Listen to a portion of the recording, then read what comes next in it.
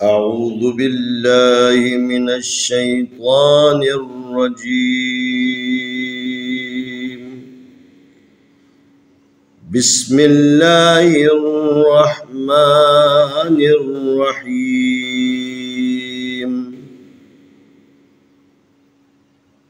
سلام علیکم ورحمۃ اللہ وبرکاتہ.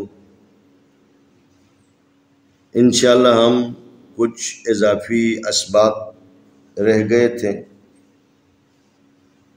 اس کے بارے میں آپ کو بتاتے ہیں. یہاں پر اس سبق کے اندر قرآن مجید میں بعض الفاظ ایسے جن میں الف لکھا جاتا ہے، ایسے الفاظ پر یہ گول دائرہ جو ہے نشان ہوتا ہے اور وہ الف نہیں پڑھا جاتا. میں نے پہلے بھی عرض کیا تھا کہ حروف تہجی جتنے بھی ہیں اگر اس کے اوپر حرکت نہ ہو، زبر، زیر، پیش، جزم، کوئی حرکت کی علامت نہ ہو، خالی ہو، تو با سے لے کر یا تک ان حروف تہجی کو نہیں پڑھنا ہے. وہ لکھنے میں آتا ہے، پڑھنے میں نہیں آتا ہے. لیکن وہ الف جس کے اوپر حرکت نہیں ہے، اس کے لیے ہم نے دو شرطیں آپ کی خدمت میں عرض کی تھی کہ اگر وہ دو شرطیں پائی جاتی ہیں ایک ساتھ میں تو اس الف کو پڑھیں گے. اگر دونوں شرطوں میں سے ایک شرط بھی ختم ہو جائے، ایک شرط بھی نہ ہو، تو پھر اس الف کو بھی نہیں پڑھنا ہے. لیکن آج اس سبق کے اندر آپ کو وہ الف جو حرکت سے خالی ہے لیکن پڑھنے کی جو شرطیں تھیں وہ دونوں شرطیں پائی جاتی ہیں، تب بھی استثنائی طور پر ان مقامات پر اس الف کو نہیں پڑھنا ہے. ان میں سے ایک یہ ہے، دیکھو پارہ نمبر 4 سورہ آل عمران رکوع نمبر 15 پہ یہ جو ہے نا آپ پڑھتے پڑھتے یہاں پر یہ الف کے اوپر یہ گول دائرہ ہے، گول دائرہ لگا ہوا ہے. یہ علامت ہے کہ اس الف کو ہم نہیں پڑھیں گے، باوجود کہ وہ دونوں شرطیں ہیں. کیونکہ ہم نے کہا تھا کہ الف خالی ہو اور اگر الف سے پہلے والے حرف کے اوپر زبر ہو، الف کے بعد والے حرف کے اوپر جزم نہ ہو تو اس الف کو پڑھیں گے. لیکن یہاں پر جو ہے نا ظاہراً الف سے پہلے زبر بھی ہے، پہلی شرط بھی ہے، الف کے بعد جزم نہ ہو یہ شرط بھی موجود ہے. لیکن اس کے باوجود اس الف کو ہم نہیں پڑھیں گے. یہ ان شرطوں میں سے ایک استثنائی مقام ہے. وہ پارہ نمبر 4 سورہ آل عمران رکوع نمبر 15. یہ آپ جو ہے نا ذہن نشین کریں، اپنے نوٹ بک کے اوپر جو ہے نا اس کو لکھیں تاکہ پڑھتے ہوئے آپ کو بعد میں دقت پیش نہ آئے. تو یہاں پر الف زبر آ، فا زبر فا، افا، حمزہ زیر میم ام، افا ام، میم زبر الف ما، افا ام ما، تا زبر تا، افا ام ما تا. یہاں پر ہم نے الف کو پڑھ لیا ہے، یہاں پر ہم الف کو نہیں پڑھیں گے کیونکہ اس کے اوپر گول دائرہ ہے. گول دائرہ والی علامت ہمیں بتا رہی ہے کہ شرط ہونے کے باوجود بھی اس الف کو نہیں پڑھنا. پہلی جو ہے نا پہلا مقام، پہلی جو جگہ ہے یہ ہے جو اپنے جو نا ذہن میں رکھیں. دوسری جگہ پارہ نمبر 4 سورہ آل عمران رکوع نمبر 17 پر جو ہے نا یہ لفظ آپ کو ملیں گے. تو یہاں پر بھی الف کے اوپر گول دائرہ ہے، شرطیں موجود ہیں لیکن اس کے باوجود ہم اس کو نہیں پڑھیں گے. لام زبر لام، الف زیر ای، لا ای، لام زبر لام لل، لا الل، لام کھڑی زبر لا، لا اللہ، حاضر ہی، لا اللہ.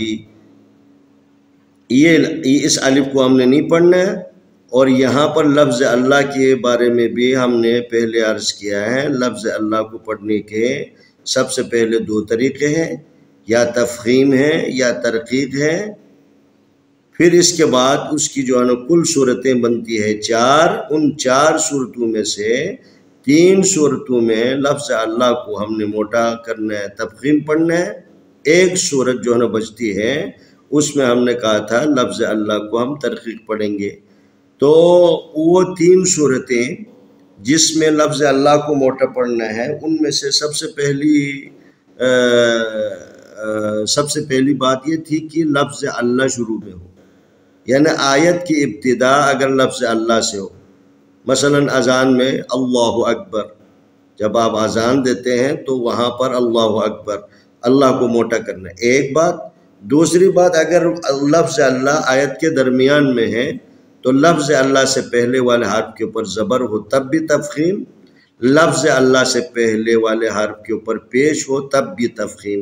تو 3 صورتیں، لفظ اللہ شروع میں ہو تو تفخیم، لفظ اللہ سے پہلے والے حرف کے اوپر زبر ہو تو تفخیم، لفظ اللہ سے پہلے والے حرف کے اوپر پیش ہو تفخیم، لفظ اللہ سے پہلے اگر زیر ہو تو ترقیق، یعنی باریک پڑھنا، نارمل پڑھنا۔ تو یہاں پر لفظ اللہ ہے، اس سے پہلے لام ہے، لام کے اوپر زبر ہے، لہذا ہم لفظ اللہ کو تفخیم پڑھیں گے۔ یہاں پر اور ایک ہے پارہ نمبر 6 سورہ مائدہ رکوع نمبر 5 کے اوپر یہ لفظ آپ کو نظر آ رہے ہیں، یہاں پر بھی آخر میں الف ہے، الف کے اوپر گول دائرہ لگا ہوا ہے، اس الف کو نہیں پڑھنا ہے، باوجود ہے کہ اس کی شرطیں موجود ہیں۔ الف زبر نون ان، تا زبر تا، انتا، با پیش وا بو، انتبو، حمزہ زبر آ، انتبو آ۔ یہ اور ایک مقام ہے سورہ پارہ نمبر 7 سورہ انعام رکوع نمبر 4، اس کے اوپر یہ لفظ ہے، یہاں پر درمیان میں الف ہے، الف کے اوپر جو ہے نا گول دائرہ ہے، اس الف کو نہیں پڑھنا ہے۔ میم زیر نون من، نون زبر نا، من نا، با زبر با، من نبا، حمزہ زیر لام ال، من نبا ال، میم پیش رام مر، من نبا المر۔ یہاں پر پارہ نمبر 10 سورہ توبہ رکوع نمبر 7 کے اوپر یہ لفظ ہے، یہاں پر بھی گول دائرہ ہے الف کے اوپر، اس الف کو بھی نہیں پڑھنا ہے۔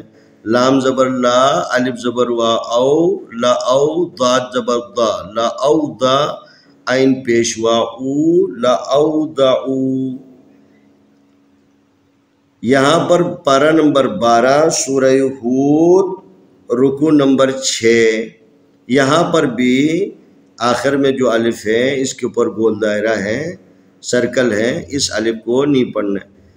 الف زیر نون ان، نون زبر نا، ان ثا زبر ثا، ان ثا، میم پیش وامو، دال زبر دا، ان ثمود، ان ثمود۔ الف پیش او، میم زبر ما، اما، میم پیش لام مل، اما مل۔ یہاں پر 2 لام ہیں، ایک ساکن ہے، ایک کے اوپر حرکت ہے، ہم نے ساکن والے لام کو پہلے والے حرف کے ساتھ، میم کے ساتھ ملانا ہے، کیونکہ میم کے اوپر حرکت ہے لیکن 2 پیش ہے، جب ہم لام کے ساتھ ملائیں گے تو ایک ہی پیش کے ساتھ ملانا ہے۔ الف پیش او، میم زبر ما، اما، میم پیش لام مل، اما مل، لام زیر لی، اما مل لی، تا زبر تا، تت، لام پیش لو، تتلو، وا زبر وا، تتلوا۔ یہاں پر جو جس کے اوپر توجہ کرنی ہے یہ الف ہے آخر میں، اس کے اوپر گول دائرہ ہے، اس کو نہیں پڑھیں گے۔ یہ پارہ نمبر 13 سورہ رات رکوع نمبر 4۔ پھر اس کے بعد پارہ نمبر 15 سورہ کاف رکوع نمبر 2 کے اوپر یہ لفظ آپ جو نا نوٹ کر لیں، اس کو بھی آخر میں جو الف ہے اس کو نہیں پڑھنا ہے۔ لام زبر نون، لن، نون زبر دال، ند، لن ند، عین پیش او، لن ند او، واو زبر وا، لن ند او وا۔ یہاں پر دال ہے، دال ان حروف میں سے ہے جن کے اوپر قلقلہ ہوتا ہے۔ قلقلے کے بارے میں آپ کے خدمت میں عرض کیا تھا کہ 5 حروف ایسے ہیں جس کے اوپر قلقلہ ہوتا ہے۔ قلقلہ کا مطلب ہے جنبش دینا، نہ حرکت نہ مکمل جو ہے نا سکون، بلکہ اس کے بیچ بیچ میں ایک ایسی حالت پیدا ہوتی ہے، اس کو کہتے ہیں قلقلہ۔ تو یہاں پر دال ہے، دال ساکن ہے، اس کے اوپر قلقلہ۔ لن ند ند ند ہوا، لام کھڑی زبر لا، کاف زیر نون کن، لاکن نون زبر نا، لاکن ہا پیش ہو، واو زبر لام ول، ہوا لام کھڑی زبر لا، ہوا اللہ ہا پیش ہو، ہوا اللہ، لاکن ہوا اللہ۔ یہاں پر الف ہے، الف کے اوپر جو ہے نا دائرہ ہے، سرکل ہے، اس الف کو نہیں پڑھیں گے۔ یہ پارہ نمبر 15 سورہ کاف رکوع نمبر 4 ہے۔ انشاءاللہ آنے والی ویڈیو میں ہم باقی حصے کے بارے میں آپ کو بتائیں گے۔